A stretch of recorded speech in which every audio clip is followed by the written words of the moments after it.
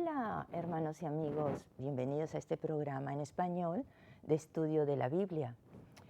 Mi nombre es Victoria Balceda y junto con mi esposo Luis pastoreamos el ministerio Glimmer of Light, que significa destello de luz. Es nuestra oración que este programa llegue a tu vida y a tu hogar, trayendo la verdad y la luz de la palabra de Dios, en el nombre de Jesús. Amén. El día de hoy tenemos el tema sobre Moisés. Moisés es conocido por las plagas que Dios echó sobre Egipto, castigando al pueblo egipcio, y por que se le conoce como Salvador del pueblo hebreo al salir al desierto para llegar a la tierra prometida.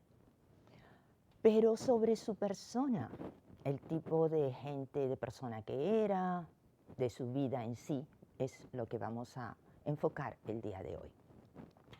Sabemos que la tierra en general de esa área del Medio Oriente estaba sufriendo hambruna y el pueblo hebreo había encontrado refugio en Egipto en la época de José. El faraón había permitido que la familia de José y toda esa población hebrea venga a vivir en una zona, en una zona de la tierra de Egipto que era fructífera. Pero nos dice la historia en Éxodo 1:8 que se levanta en este reino un nuevo faraón, un nuevo rey, que no conocía a José. ¿Qué quiere decir? Que ya no respetaba lo que el faraón de aquella época de José les había ofrecido y dado como privilegios.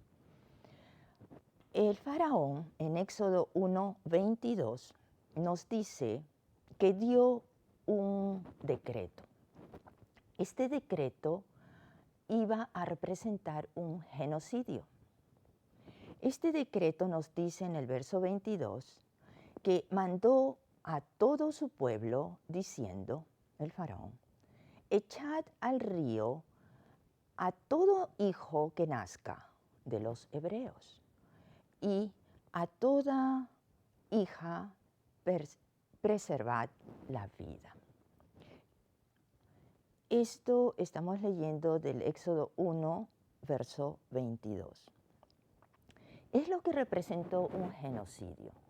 Es lo que representó que el deseo de controlar siempre sobre toda la humanidad, el deseo de controlar a los hebreos, mantenerlos en esclavitud, mantenerlos en el sentido que no quería que fueran más, porque se multiplicaban, nos dice la historia, se multiplicaban en gran manera y en número iban a ser mayores que los mismos habitantes de Egipto. Lo que le traía a la mente que si había una rebelión que se levantaran contra el faraón, en número iban a ganar. Para evitar eso es que el faraón da esta orden. Esta orden, ¿qué es lo que representa? Nos trae a la memoria de cuando Satanás o el diablo se rebela contra Dios y luego toma como enemigo máximo al hombre. El diablo odia a muerte, literalmente, a la humanidad. Por eso es que hace hasta lo imposible para mantenernos alejados de Dios. En este caso, el enemigo está trabajando a través de la mente del faraón. No quiere que este pueblo escogido de Dios se multiplique. Hoy en día, nosotros somos el pueblo de Dios. El que cree en Dios, el que ha recibido a Jesús en su vida, el que ha vuelto a nacer. Somos hijos de Dios y por consiguiente tenemos esos privilegios de las bendiciones de Dios, del entendimiento de su palabra, de la manifestación del Espíritu Santo y sus dones. Dios nos da en abundancia de su reino. Quiere compartirlo con sus hijos. Pero ¿quiénes somos sus hijos? No es aquel que va a la iglesia, no es aquel que lee la Biblia, es aquel que lo ama, es aquel que lo recibe, es aquel que tiene una relación con Él directamente. Y así como le hablamos, Él nos habla y podemos oír su voz, ya sea audible, ya sea a través de su palabra, ya sea en visiones o en sueños, de diferentes maneras nos habla Dios. Cuando lo buscamos, Él está allí siempre respondiendo. Amén. Gloria a Dios. En este tiempo entonces que el faraón da esta orden de eliminación de todos los niños de 2 años para abajo, nace un muchachito en donde sus padres lo tratan de esconder. Y lo tienen escondido por 3 meses. Esto está en el capítulo 2 del Éxodo. Pero pasados los 3 meses ya es cada vez más difícil hacerlo. Entonces Dios o el Espíritu Santo de Dios ilumina a su madre para ponerlo en una canasta de papiros. Ella la calafatea, que quiere decir que la impermeabiliza. Y la pone sobre el río, en el río, entre los carrizos, entre los cañaverales, digamos. Al día siguiente, cuando la hija del faraón viene al río a lavarse o a bañarse con todo su séquito, sus damas de compañía, encuentran esta cesta. Y al abrirla se da la sorpresa que hay un bebé adentro y su corazón salta de alegría porque ella no tenía hijos y lo quiere adoptar. Así entonces la historia nos muestra que le pone nombre Moisés y él es criado en palacio. Veamos primero por qué le puso nombre Moisés. La palabra Moisés en el vocablo o idioma egipcio quiere decir salvado de las aguas. En Hechos, el libro de Hechos 7, 21 al 42 nos habla del apóstol Esteban o el discípulo de Jesús Esteban cuando antes de su muerte está declarando toda la historia de los patriarcas y cuando nombra a Moisés dice que fue enseñado en toda sabiduría de los egipcios y era poderoso en sus palabras y sus obras. Entonces vemos que su educación básica por los primeros 40 años estuvo en palacio, siendo Egipto una potencia de todo el mundo que se conocía, de todas las naciones. Se entiende que su educación como príncipe fue especial, fue superior y amplia. Nos dice que dentro de estos privilegios y ventajas de su educación, destacaba en geografía, historia, gramática, escritura, literatura, filosofía y música. Vemos que era bastante amplia. ¿Cómo fue el llamamiento de Moisés? A servir a Dios. Antes de entrar a eso les quiero comentar algo. La palabra canasta o cesto o una caja o un recipiente, que es la palabra hebrea teba, que es la que se usa en el Éxodo para Moisés, es la misma palabra teba que se usa cuando narran el arca de Noé. Ahora podemos pensar, ¿cómo va a compararse un cestillo que alberga a un bebé con un arca que albergó tantos animales del mundo y tanta gente? Bueno, la gente era la familia de Noé, solo 8 personas. Más eran animales, pero también tenían que albergar el alimento para ellos. Sin embargo, es la misma palabra. El hebreo lo que nos da a entender es un concepto, no es una traducción de palabra por palabra literal. El concepto es un recipiente, un contenedor que va a contener o va a sostener lo que Dios ponga, lo que Dios indique. En este caso se redujo a un tamaño del bebé. En el caso de Noé se expandió al tamaño necesario para albergar a todos estos animales. Amén. El llamado de Moisés lo encontramos en el capítulo 3 del Éxodo y nos habla de cómo fue ese encuentro con Dios. Y ese es nuestro enfoque central para el día de hoy. Nos dice que apacentando Moisés las ovejas de Jetro, su suegro, sacerdote de Madián, llevó las ovejas a través del desierto y llegó hasta Horeb, monte de Dios. Y se le apareció el ángel de Jehová en una llama de fuego en medio de una zarza. Una zarza viene a ser un arbusto. Y él miró y vio que la zarza ardía en fuego, pero no se consumía. Entonces él pensó dar la vuelta y ver por qué causa no se quema. Cuando iba a hacerlo, Dios lo llama: Moisés, Moisés. Y él respondió: heme aquí. Y dijo Dios: no te acerques, quita tu calzado de tus pies, porque el lugar en que tú estás, tierra santa es. Y dijo: yo soy el Dios de tu padre, Dios de Abraham, Dios de Isaac y Dios de Jacob. Entonces Moisés cubrió su rostro porque tuvo miedo de mirar a Dios. Pero Dios le dice: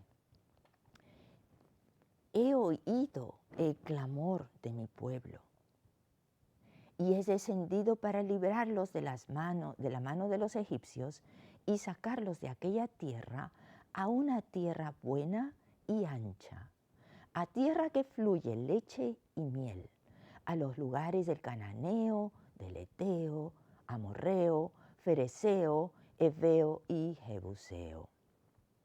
¿Qué es lo que está diciendo Dios aquí primero? Veamos. Dios le está dando una responsabilidad a Moisés. Esa responsabilidad, en primer lugar, viene con el reconocimiento de quién es Dios. Moisés había escuchado primero por sus padres hebreos, no por los de Egipto, sobre el Dios de los hebreos, el Dios de Abraham, de Isaac, de Jacob. Y que también como Dios cuando se le aparece dice: soy el Dios de tu padre. Porque los padres tenemos esa responsabilidad de educar espiritualmente, enseñar a nuestros hijos, a nuevas generaciones sobre Dios, sobre su poder, sobre su existencia, tanto del Antiguo Testamento como del Nuevo. ¿Por qué?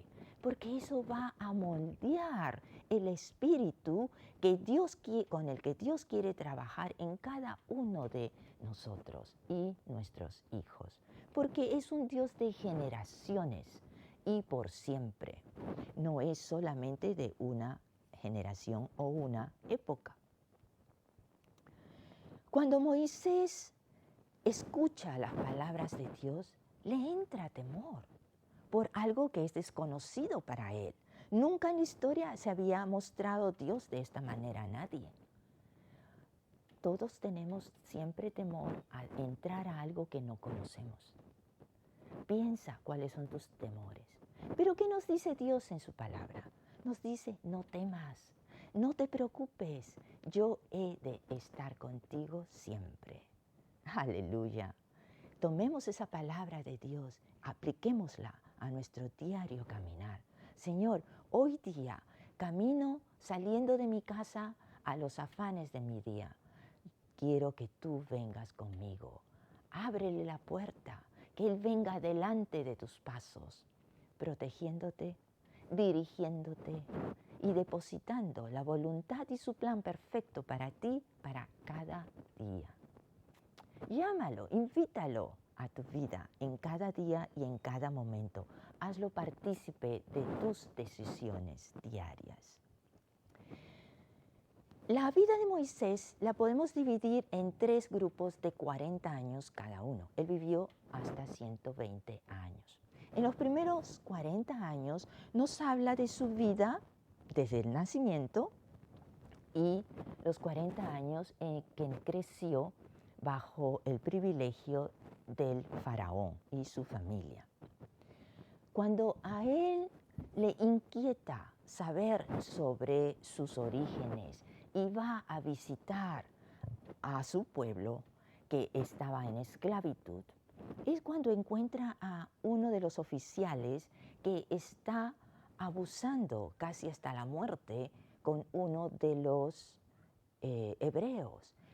Él quiso intervenir y salvar a uno de sus hermanos de sangre y lo mata. Esto hace que él busque que salir y dejar Egipto huyendo. Avanza en su escape y llega a Madián, que es actual Etiopía, y en donde conoce a la que va a ser su esposa luego. Entonces, él pasa 40 años en este lugar como pastor, aprendiendo la vida de pastor, como esposo y padre de familia. Él tuvo 2 hijos. Y luego, los otros 40 años es cuando Dios se le revela en esta zarza ardiente, indicándole que vaya de regreso a Egipto porque él va a ser el libertador de su pueblo. Él ya tenía 80 años para cuando Dios se le presenta y teme regresar a Egipto, primero pensando que todavía esta gente que lo querían matar existía. Bueno, Dios le dice, no, ya no viven, así que tienes el camino libre. Puedes regresar. Pero él quería buscar excusas por ese temor a lo desconocido. ¿Cómo voy a servirte? Yo soy nadie. ¿Por qué me escoges a mí y no a alguien que está allá? Alguien que tenga el coraje de hablar por ti. Alguien que pueda enfrentarse al faraón como tú quieres que yo lo haga. ¿Por qué Dios lo escoge a él para enfrentarse al faraón? Porque él conocía la vida del faraón y de la familia de él. Él sabía cómo llegar con palabras a hacerse entender. Sin embargo, el camino no iba a ser fácil, porque Dios nos dice, endurece el corazón de Faraón y le advierte a Moisés lo que va a hacer, que no es fácil. ¿Qué es lo que pasa? Que cuando Moisés trata de poner diferentes excusas, no, que yo no tengo facilidad de palabra. No, algunos traductores o algunos representantes de estudiosos de la Biblia hablan de que tenía un problema en el hablar. Pero no es eso, porque hemos leído en Hebreos, o en el libro de Hechos, que cuando Esteban se refiere a Moisés, está diciéndole que él era poderoso en sus palabras. Quiere decir que sí fluía, pero eran excusas. Nosotros siempre ponemos excusas ante Dios porque no queremos llegar a donde Él nos lleva. Tenemos temor de no obrar de la manera que Él espera, tal vez, fallarle, desilusionarlo. Bueno, pensemos que cuando Dios nos da algo, Él nos equipa, Él nos prepara. Y cuando nosotros le servimos, es Él hablando a través nuestro, no somos nosotros. Entonces, ¿qué tenemos que hacer? Como nos dice en la palabra el apóstol Pablo, tenemos que disminuir nosotros para darle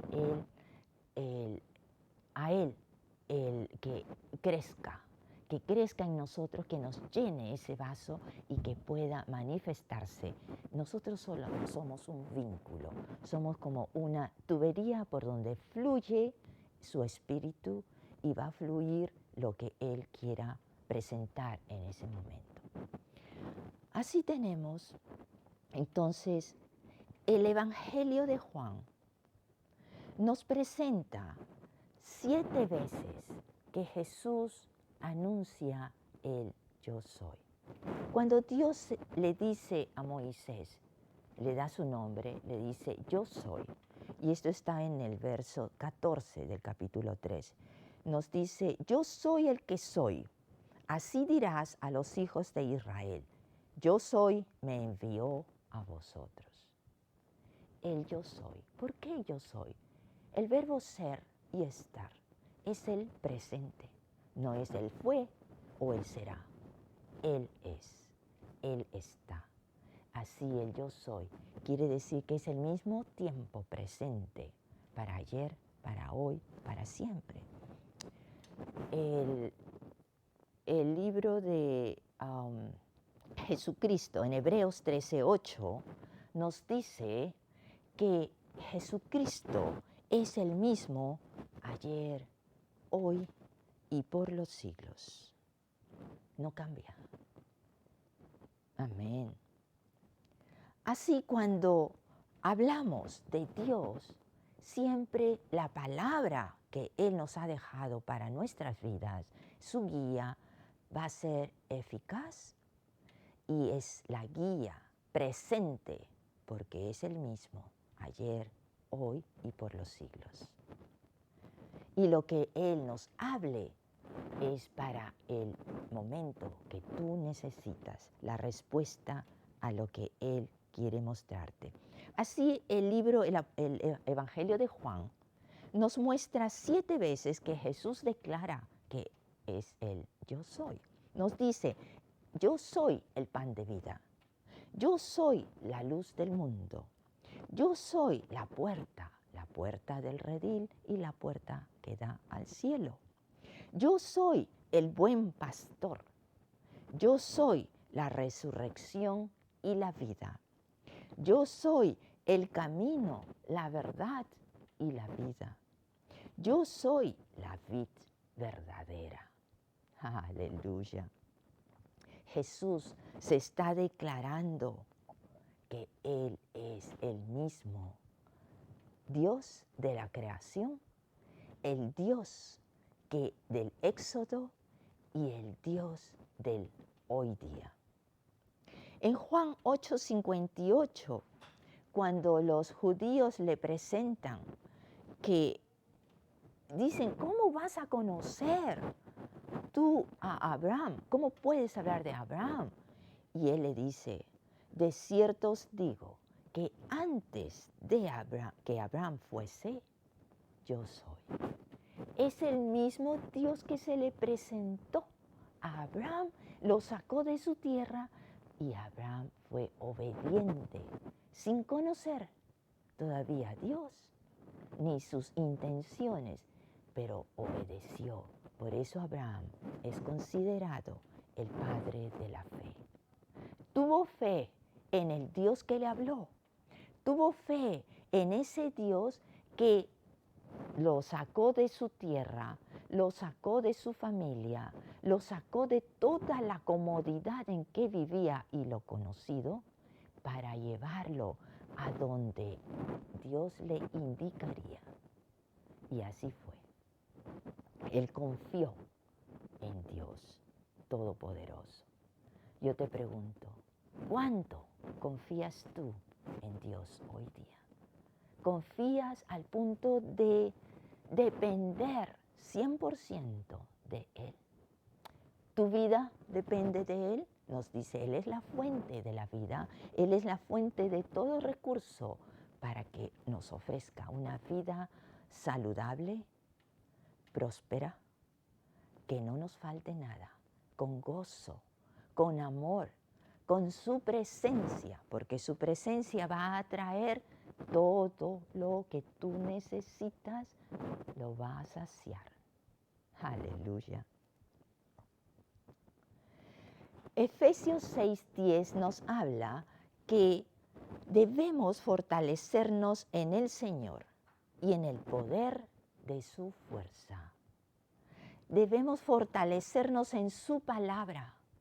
Debemos recibir y tomar esa fortaleza de Él para podernos llevar en su camino día a día. Eso es el depender de Él. Que tu vida dependa de Él. Que tus negocios y tu trabajo sea todo dependiente de Él y de sus recursos. Recuerda que Él quiere derramar su bendición y repartir sus bienes del reino con sus hijos. En el nombre de Jesús declaro que tú recibes esta palabra. Dios te bendiga. Gracias por conectarte y hasta la próxima.